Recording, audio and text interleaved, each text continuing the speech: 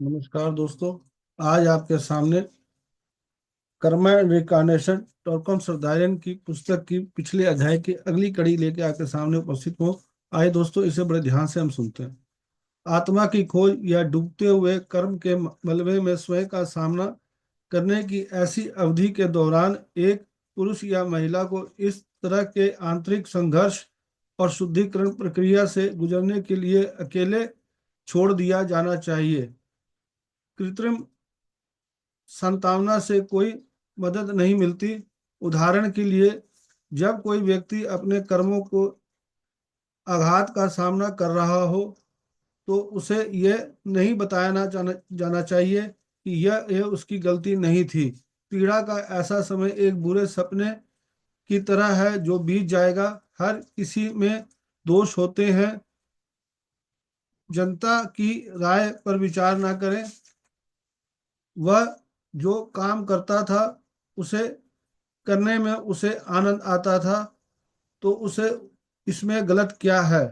बल्कि संघर्षरत व्यक्ति को अपने उच्च स्व का अपने गुरु के संपर्क में आने और गहन ज्ञान और शुद्धि की तलाश करने के लिए अकेला छोड़ दिया जाना चाहिए। उसे कारणों को देखने और यह पता लगाने की कोशिश करनी चाहिए कि उसने कब और कहाँ गलत कार्रवाई की और क्यों। ऐसी प्रक्रिया के माध्यम से वह कर्म के जहर को अमृत के प्याले में बदल देगा। जब कर्म प्रवाह खुद को मुक्त करता है तो व्यक्ति को ब्रह्मांडीय झटकों के प्रति अधिक स्वतंत्रता और गहरी संवेदनशीलता मिलती है। इसमें तीन बहुत महत्वपूर्ण बिंदु हैं। पहला, कर्म नियम से ऊपर है। दूसरा, कोई भी कारण और प्रभाव के नियम से बच नहीं सकता। तीसरा, व्यक्ति प्रयास करके और शुद्ध आत्मा बनकर अपने कर्म को बदल सकता है। ये बातें विरोधाभासी लगती हैं, लेकिन ऐसा नहीं है।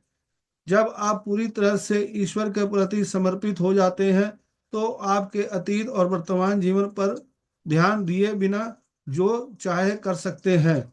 जब तक आपकी चेतना इन क्षेत्रों में काम की जाती है या करती है, आपको शारीरिक, भावनात्मक और मानसिक रूप से अपने द्वारा किए गए सभी गलत कार्यों का कीमत चुकानी होगी। जब आप त्रिगुणात्मक व्यक्तित्व से पूर्णतः पृथक हो जाते हैं और स्वयं के रूप से जीवन जीते हैं, तो आपके पास अपने शरीर के नियमों के या प्रतिक्रियाओं तथा कर्म देशित घटनाओं को नियंत्रित करने की शक्ति होती है। कर्म उस वस्तु की तरह काम करता है जिसे आकाश में फेंका जाता है और वह धरती पर गिरती है। लेकिन जब कोई व्यक्ति अपनी अज्ञानता से ऊपर उड़ जाता है तो वह ऐसे हवाई जहाज या उपग्रह बनाता है जो गुरुत्वाकर्षण के नियम से परे होते हैं।